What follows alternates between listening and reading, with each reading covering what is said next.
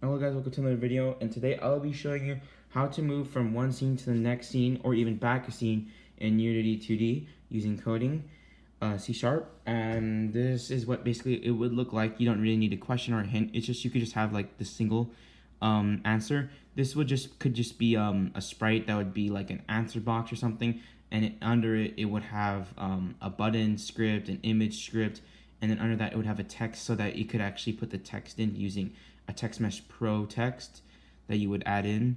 So yeah, you would have this, and if it was correct, there'd be 3 answers that would be wrong, and it would send you all the way to the back or to the beginning. And there is 1 question that will be right on movie to the next. In this case, it'd be up to. This one would be programmed to go +1. And so basically, this is what it would look like, the final product of what it would do. You would click that, and it would jump straight to the next question. So I'll be showing you how that is right now. That was a different sort of level because this level 1, it's sort of not new, but it's basically the exact same thing. So as you can see here, we have a canvas, obviously to cover this whole thing. You have a background, also for that, using images. We have a main menu. This script does sort of help in a way, but not really. The question, which triggers this using a TextMesh Pro UGUI script, it puts in the text and whatever you want to put. All that stuff here, and then I have 4 different answer boxes here. This is all for their image script, their button script, and everything. They have to make it go from one place to the other. And then also in here under each one we have a text which actually puts in what it would look like, and same exact thing as what the question has. Same thing with the hint, the exact same thing. The event system comes exactly when you add in the canvas to the game, same thing.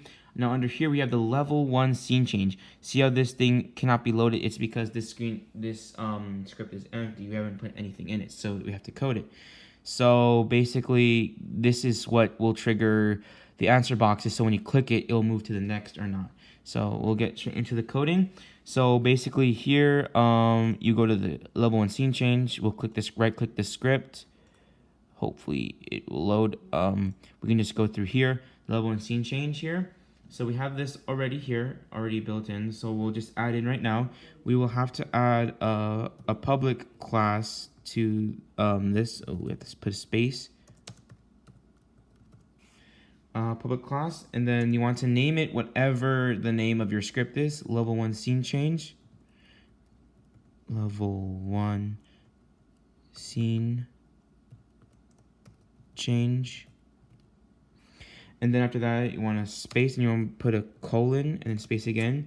You want to put mono behavior, which is that.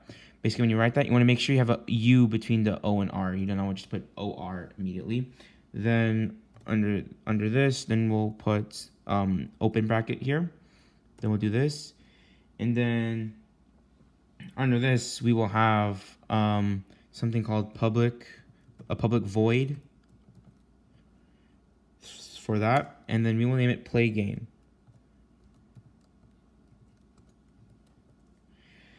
And then we will add these parentheses here, like that. And then basically we'll go down here underneath that, and then we'll add another open bracket between that, press enter, and then in between that we will put something scene manager dot load scene, because you want to load the scene. And then you want to open parentheses, scene manager again,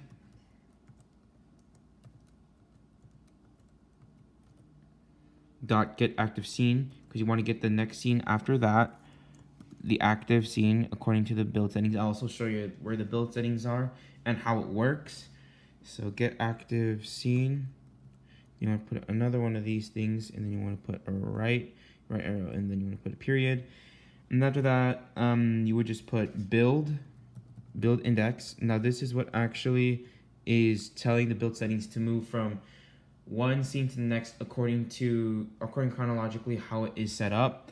And then you want to put plus up here, and then 1, like that. Then once you have that, that's pretty much all you have for now. You have the scene managers here, the load scenes. You want to load the scene, get the active scene, the build index to show how many times, and this +1 will tell you how many times you will go from one scene to the next. Basically, that's how it is. And in the end here, you can add that.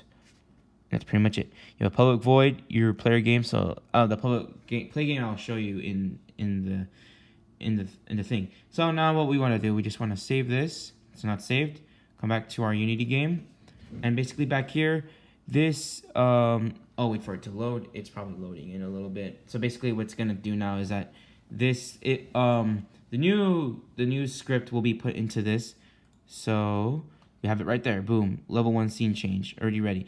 So what we do, the text is right here. We have to mess with that, tinker with that. Go to answer box. So this will be the correct answer, what you will have. Then you want to scroll down to where this on click is. So usually this will be gone, right? Like list is empty. You want to plus that, press the plus. You want to click that little circle right there. Click that. And then it's assets, but you want to go to your scene because whatever's in your scene. This is the reason why I made this a separate create empty sprite. Because it's harder to find, for me, it's harder to find it in the assets. So I just made it a create empty object, named it level 1 scene change, made a script out of it, made that with the exact same code we used, and basically now it'll appear here. So if we scroll down here, it says level 1 scene change. So once that comes in, you'll see it pops up right here. You want to click on this, it says no function, right? You want to click there, click on level 1 scene change, and you see here's where it comes in handy, play game. You see where this is, right? Play game. If you come back to our script, this is where it comes for the play game, public void for play game. So this allows it to become a public void so that you can actually switch it.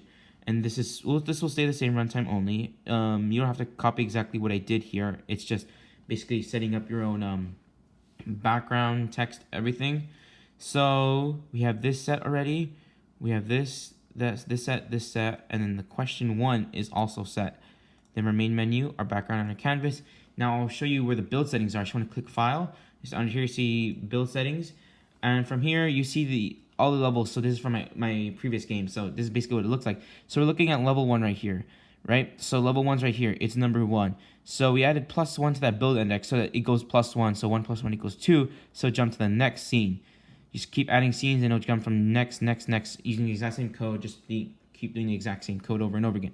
Then you want to press build. You don't have to save it for now, but it's built in. And basically now, if we play it, which if it loads, right here, if you click this one, it will jump to the next question immediately because it's going +1 from one scene to the next, going chronological order from the build settings. Now, one quick thing, if you ever wanted it to become back to start, so you would go all the way back to the start if you wanted to go minus instead of plus. Really, it's the exact same thing. So you would go to I have the same these two are the exact same thing, but they're just scripted differently. So there's a create empty sprite also. I just named it level 1 back to start. Let's edit what it is.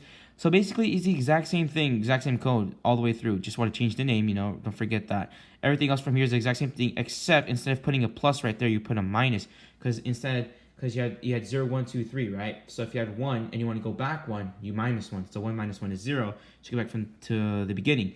So then you would just do that, just put a minus. Or if you're say in level 5, you go -5 so that you go back to 0. And that's pretty much all you have. And then you want to go back here, and I coded the wrong answers, answer box 1, 3, and 4. To have that, you see down here, I'm back to start, and then play game still, but back to start right here. So then if I ever were to play this game and I didn't know what I was doing, and I accidentally clicked the wrong answer like this, 15, so it's -1, it brings it back to the start of the game. So that's pretty much it, guys, for this video. I showed you how to move from one script, going from one scene to the next scene using scene changes and stuff. You can name it whatever you want it to be. Make sure you don't forget that stuff. Go +1. And if you want to go back 1, you go -1. Always remember to save. Put it into anything you want. You could put it into your sprites here and have a text under it. This is just using an image and a button. The button will have everything for it. Don't forget these parts. And then make sure always, when you have scenes, make sure you always build it into your build settings here. And that's pretty much it for the video, guys. Thank you guys for watching, and hope you guys liked it.